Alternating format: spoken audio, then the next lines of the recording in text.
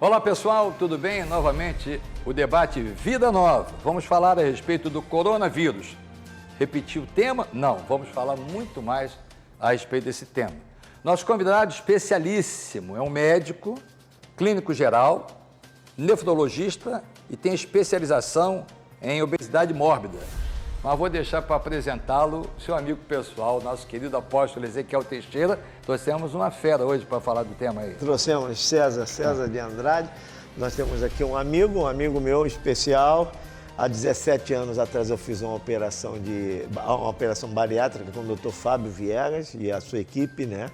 E o Dr. Enio foi o nosso clínico e de lá para cá ele me acompanha e não só a mim, mas a pastora Márcia Teixeira e toda a minha família, pastora Doroteia também, enfim, ele se tornou um médico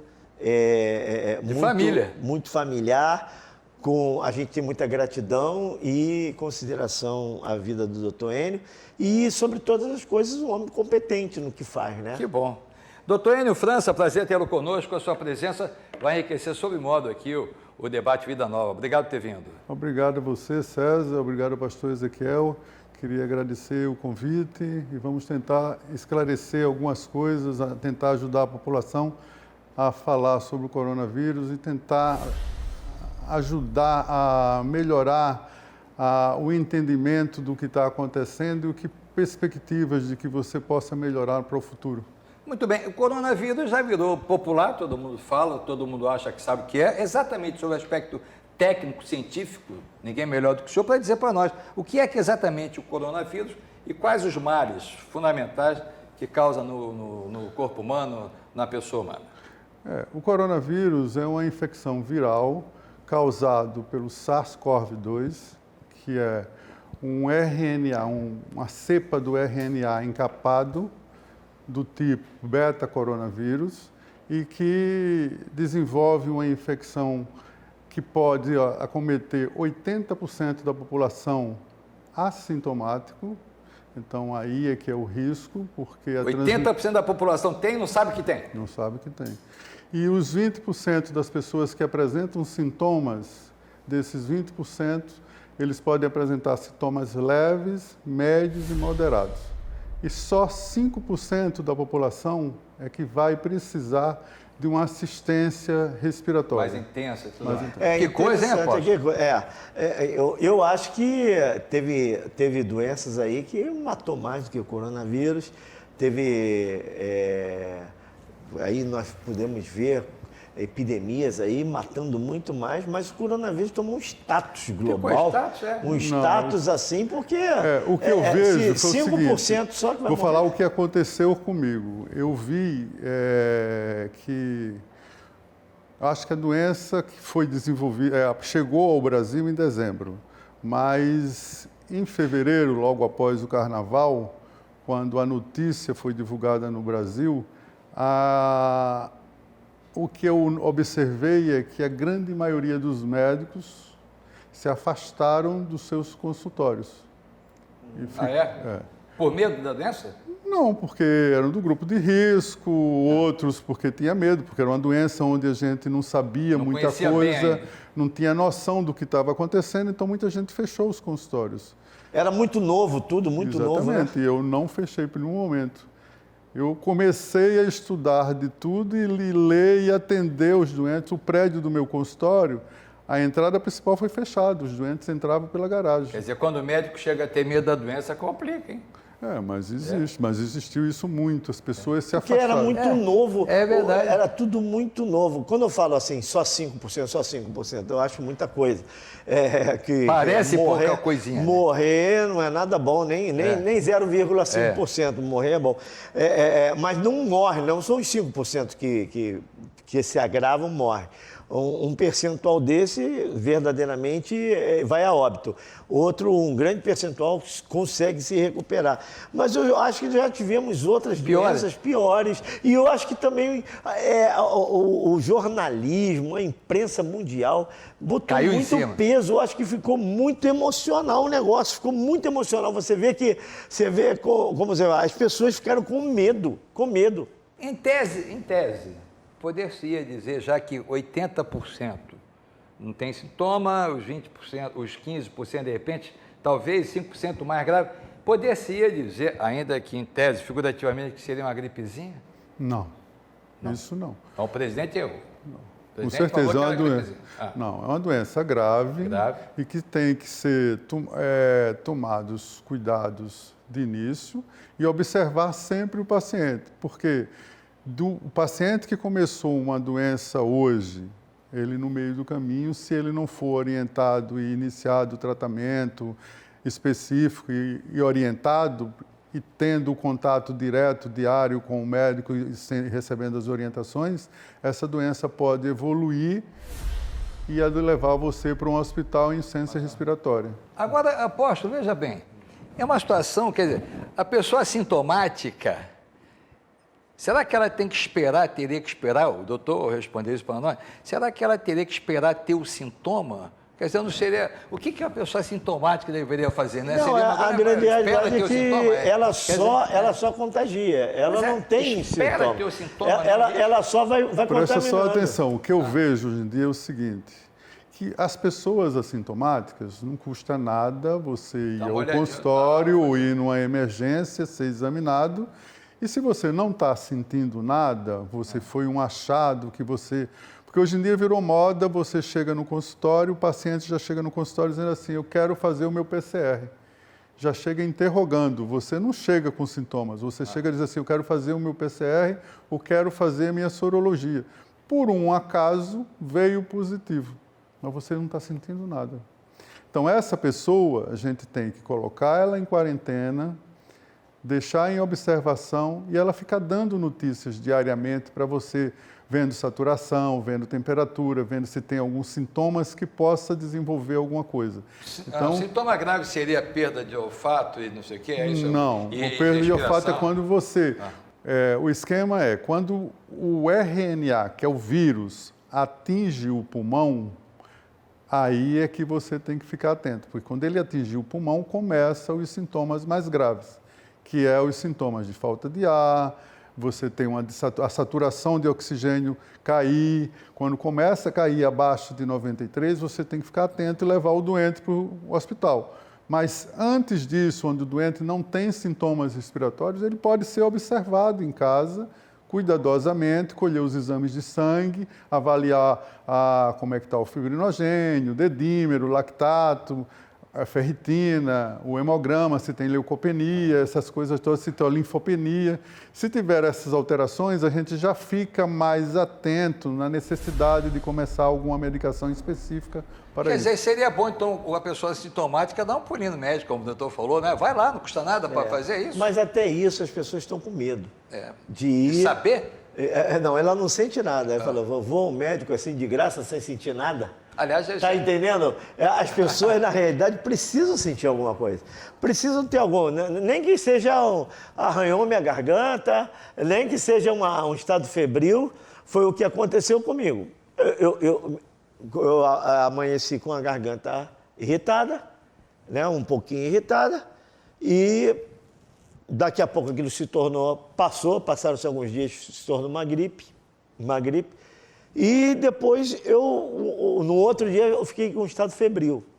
Quando eu entrei em estado febril, eu me lembrei do Dr. Enio e liguei para ele. Falei, eu vou ter que estar no seu consultório. Só que nesse período, eu estive lá no consultório dele, ele fez algumas perguntas e tal. Eu estava praticamente assintomático. Eu não tinha falta de respiração, não tinha... Falta de ar. Tô com febre e tal. Mas fez o teste e chegou com... Mas eu comecei a sentir que eu estava perdendo o olfato e o paladar. Foi quando ele falou, não, vamos fazer os exames e tal. Fui, graças a Deus, bem encaminhado. Naquele mesmo dia que eu tive no consultório, fui no laboratório e fiz exames, né? 2 dias depois eu soube do resultado e eu estava com coronavírus. Que coisa, né? Quer dizer, então é bom fazer isso que o senhor falou. Dá uma olhadinha lá e tal, de repente faz isso. Agora tem vários polígonos aí na praça, as pessoas fazendo testes, são confiáveis esses testes, em tese? Esses testes feitos assim nas ruas, nos postos, essas coisas têm uma negatividade em torno de 40%. É duvidoso. Duvidoso em torno de 40%, 60%. Agora o senhor falou do pulmão, quer dizer, uma pessoa que já tenha tomado, por exemplo, esteja vacinado com a pneumológica, antipneumológica, né, de antipneumonia, ela, em tese, tem menos risco de ser comprometida no vírus? Não. Quer dizer, não tem nada a ver? Não tem nada a ver. Mesmo com tem essa vacina? Um novo trabalho que está se fazendo aí agora, é que diz que quem tomou a vacina da BCG por 2 doses, essas pessoas têm uma imunidade melhor para o coronavírus. Isso está em estudos, estão sendo estudados, então existe essa possibilidade. No meu caso, quando eu fiz o concurso para o Fundão, que aí eu não tinha a minha cartela de vacinação. Eu tomei a primeira dose, eles exigiram.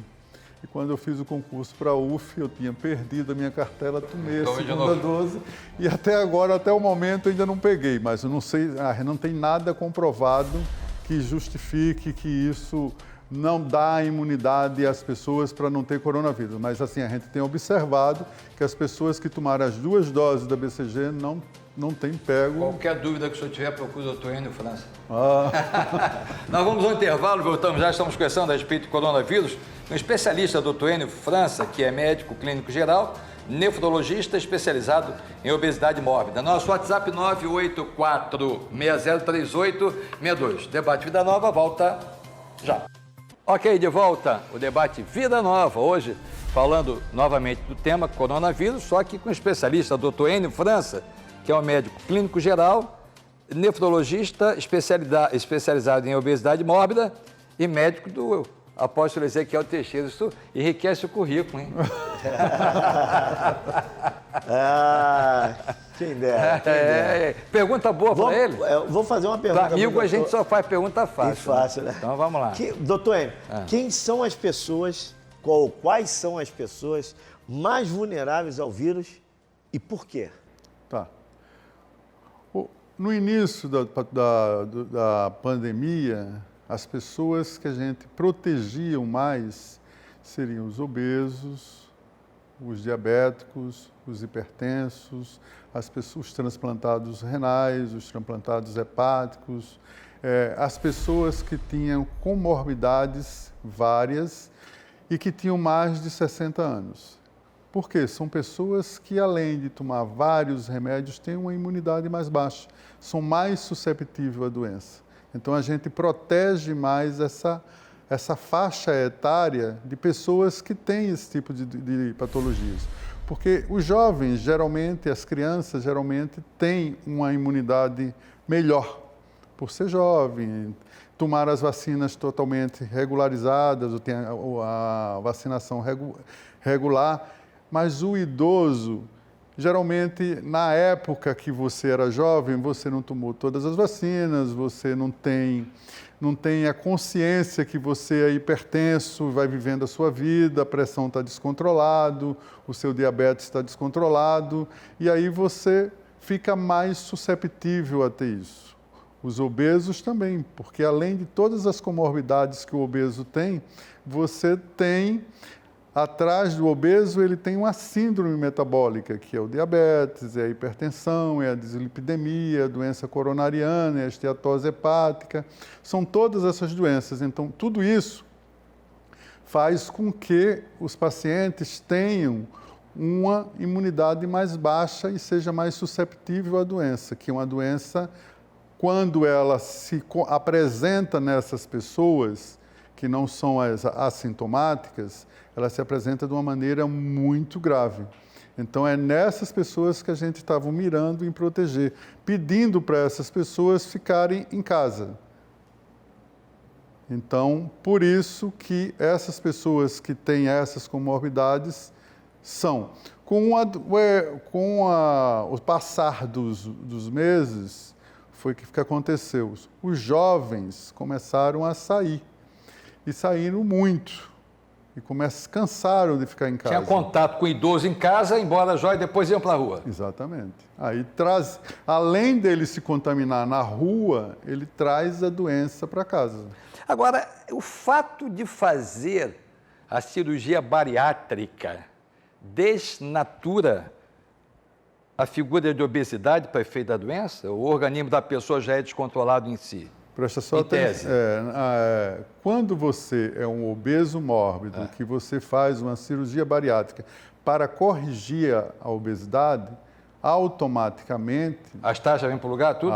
Você corrige a hipertensão, você corrige, na grande maioria das vezes, o diabetes, você controla as comorbidades que você teria antes. Então, agora, você já emagrecido, você já deixa de ser aquela pessoa que tinha tanto risco como quando você era obeso. Visto aí o pastor aqui. Olha, o coronavírus, graças a Deus, eu venci o Covid. Graças a Deus, e venci bem.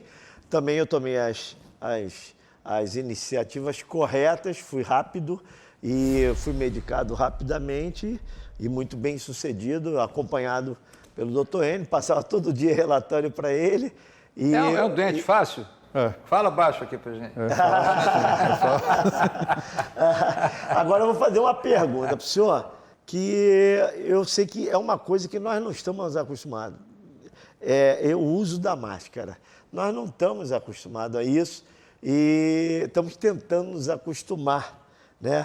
E tem pessoas que afirmam que o uso da máscara é prejudicial. E tem outros que afirmam que tem que ter a máscara. Como é que é isso?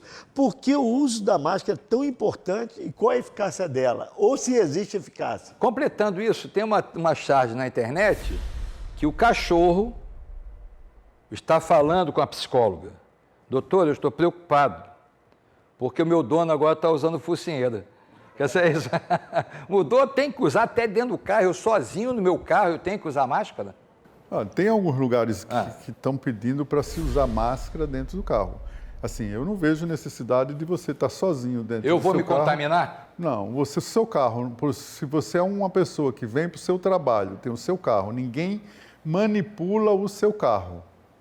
Você entra no seu carro, está fechadinho, só você entra, só você dirige, então não tem necessidade de você dentro do carro estar usando máscara. O que mais você pode fazer nesse momento é você ter um álcool gel dentro do carro. Antes de você ligar o carro e tudo, passa um álcool gel, passa em cima do volante e vai embora. Entendeu? Entendi. Bom. E a máscara é eficaz? É eficaz a máscara, sim. Eu acho que a máscara é fundamental você usar. Entendeu? Mas não é mais na direção frontal? Não, presta só atenção. A máscara vai lhe dar uma proteção. Você espirra, se você cai gotículas, a gente está conversando aqui, cai gotículas de secreção, você contamina. Então, o que é que você tem que colocar? A máscara, o vírus entra onde? Ele entra no olho e entra na boca e transmite. Se você tem uma máscara protegendo, não uma máscara que... tem que ser uma máscara adequada. O que a gente está fazendo hoje é orientando as pessoas que não podem adquirir uma N95, usar uma máscara com 2 películas, que diminui a transmissão. Porque se você fizer um teste e botar uma máscara normal e espirrar, a gotícula passa dessa máscara. Se tiver 2 proteções, uma sobre a outra, esse espirro diminui bastante a transmissão para fora da máscara. Então, a máscara é fundamental. O que eu tenho visto hoje em dia é que as pessoas que seguem direitinho o uso da máscara, usando a field e tudo direitinho, não tem problema nenhum. Agora, deixa eu fazer uma pergunta, talvez seja a minha derradeira pergunta, no programa. Eu só queria completar uma coisa. Pode. O uso da máscara é importante? Sim. Mas, se não for a N95, você tem que trocar essas máscaras que vendem nos camelódromos, essas coisas. E que máscara é essa que ninguém conhece? N95? Como é que é isso? É uma máscara específica que é para os profissionais. E compra onde? Na farmácia, é isso? Ou na paramédico, na casa de médico? Você casa na casa de médico ou então pela internet. Mas não é você qualquer compra. máscara não, viu? Tem umas que tem até ar-condicionado aqui dentro. O pessoal está usando até de moda. Virou Então, moda. essa máscara é mais específica para quem tem um problema. O pessoal bota escudo do clube, não sei o quê e tal. Essas máscaras Vou sair são um pouco do script, eu vou perguntar a segunda onda. Todo vírus a gente vê, poxa, pego um vírus, aí eu crio uma imunidade e tal e fico mais resistente àquele vírus e tal. Agora, por isso que eu digo que parece que deram um status ao coronavírus, que tem uma segunda onda e tem que tomar... Pô, eu peguei o Covid, não estou imunizado, eu tenho que ficar verdadeiramente tem outra preocupado onda aí, com uma segunda onda que pode vir me derrubar. Em tese, obviamente que é em tese, né? Eu vou falar o que eu acho. Claro. A gente teve a sorte, a gente é um país sofrido. O país brasileiro é um país sofrido. Mas a gente é um país onde o clima ajuda muito. O nosso inverno é um verão. Então, isso ajuda muito. Então, o que é que acontece? A gente nem saiu da primeira onda ainda. A gente ainda está na primeira onda. Enquanto na Europa e nos Estados Unidos eles estão na segunda onda, mas eles têm um inverno muito pesado. Então, a contaminação... Significa que coisa pior possa vir ainda, em tese? Depende das pessoas. Eles têm um inverno pesado. A gente tem um inverno muito leve e um verão pesado. Um verão pesado. E esse vírus não combina com o verão. Não. E eu, assim, por exemplo, quando isso começou, eu achava que as comunidades iam ser um inferno. O que ia descer de gente morto ali, eu achava que ia ser uma coisa assim assustadora. Mas com o passar do tempo, e eles demonstraram para mim, não sei se para as outras pessoas, para mim, se fizeram uma demonstração de companheirismo, de parceria, de tudo, que um se ajudando, que eu vi que não foi a verdade que aconteceu isso, o que a gente esperava. Que o índice de pessoas que tiveram Covid na comunidade não foi aquela coisa assustadora. Eu acho que a classe média e alta... Proporcionalmente foi? Muito maior. Foi muito mais atacada. Nós estamos chegando ao final, doutor Enio França, e gostaria do seu aconselhamento para o telespectador que está nos assistindo agora.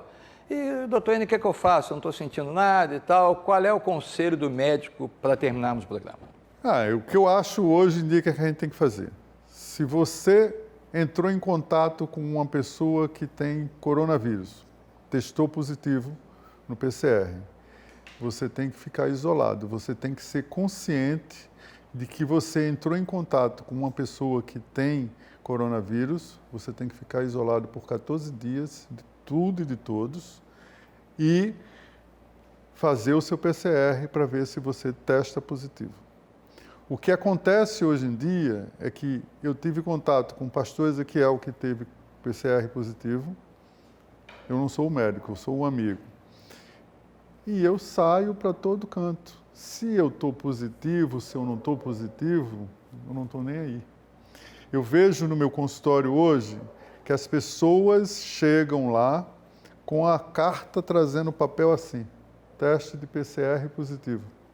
Senta do lado das outras pessoas que estão e não tem nem satisfação. Como se nada tivesse acontecido. Como se nada tivesse acontecido. Sem noção, né? Isso é que é o perigo.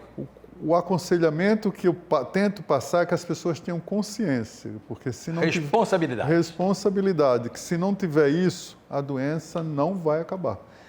Pois é, chegando ao final, que Vamos pena. ao final. Eu queria que o doutor Enio desse o endereço do consultório dele, bom médico. O pessoal quer saber como é que acha o senhor. Um tremendo clínico, tremendo Voluntário da nefrologista. Voluntário da Pátria? 190, sala 418, 19 e 20. Que bom. Vamos fazer o que o Tatu faz?